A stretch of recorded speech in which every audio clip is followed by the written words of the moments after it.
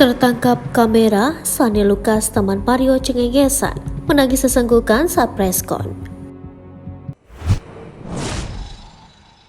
Tertangkap kamera, Sani Lukas teman Mario cengengesan, menangis sesenggukan saat preskon. Sani Lukas resmi jadi tersangka kedua penganiayaan terhadap David, anak petinggi GP Ansor. Sani Lukas Ratua, tersangka kedua yang ada saat kejadian sebagai perekam video penganiayaan, selain Mario Dandi, anak pejabat Ditjen Pajak. Baru-baru ini beredar video Sani Lukas yang resmi mengenakan baju oranye, namun masih bisa tertawa dan tersenyum saat berada di ruang konseling Reskrim Polres Metro Jakarta Selatan. Sani diamankan di dalam ruangan konseling untuk menunggu perihal persiapan konferensi pers. Namun, ketika hendak keluar dari ruangan, Sani terlihat masih dapat tersenyum, padahal dirinya sudah menyandang status tersangka. Video Sani Lukas tertawa tengah viral di media sosial, salah satu dibagikan dalam akun Instagram Undercover, yang memperlihatkan sosok Sani tersangka lain dalam kasus pengeroyokan David tengah tertawa dan tersenyum, seakan tidak menyesali perbuatan kejinya terhadap David. Sani pun terancam hukuman yang terbilang berat, yakni penjara maksimal 5 tahun atas perbuatan keji yang ia lakukan kepada David. Seperti diketahui, Sani Lukas adalah salah satu saksi yang kemudian menjadi tersangka dalam kasus penganiayaan yang dilakukan Mario kepada D di Kompleks Grand Permata pada Senin 20 Februari 2023. Ade-Ari mengatakan setidaknya ada 5 faktor yang membuat Sani ditetapkan sebagai tersangka.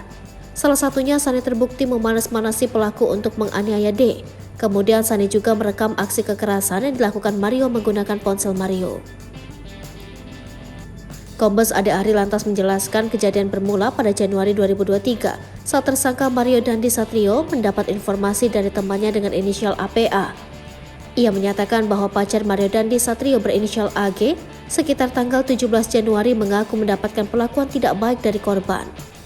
Usai dapat informasi tersebut, Mario menghubungi AG dan Sani Lukas pada 20 Februari 2023 dan mengonfirmasi info hal tersebut, lalu pergi menuju lokasi David memakai Rubicon. Kemudian penganiayaan itu pun terjadi. Sani Lukas ditugaskan Mario untuk merekam aksi anak pejabat pajak itu menganiaya David. Kombes Ade-Ari juga menjelaskan bahwa S perekam penganiayaan terhadap korban menggunakan ponsel milik MDS. Selain itu, Sani Lukas juga disebut melakukan pembiaran hingga aksi itu terjadi. Atas penganiayaan itu, penyidik telah menetapkan Mario dan Sani Lukas sebagai tersangka. Meski sebelumnya lantang dalam memprovokasi Mario untuk memberikan pelajaran kepada D, Sani hanya tertunduk saat dihadirkan dalam perilisan dirinya sebagai tersangka di Polres Metro Jakarta Selatan. Sani yang mengenakan baju tahanan berwarna oranye nomor 22 tak sekalipun menoleh kepada pewarta yang meliput jalannya jumpa pers.